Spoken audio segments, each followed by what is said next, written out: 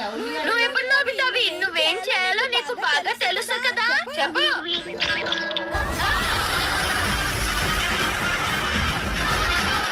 ఈ రోజు నేను బ్యాంకుకి వెళ్ళాలనుకున్నాను. ఇప్పుడు ఏం చేయను?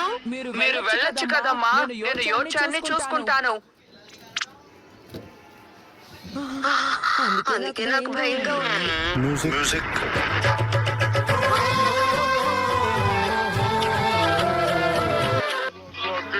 అలా చేయడానికి అనుమతి నేనివ్వను. అందుకే ప్రజలందరూ మిమ్మల్ని మూర్ఖులని అంటున్నారు. నిజానికి అవును.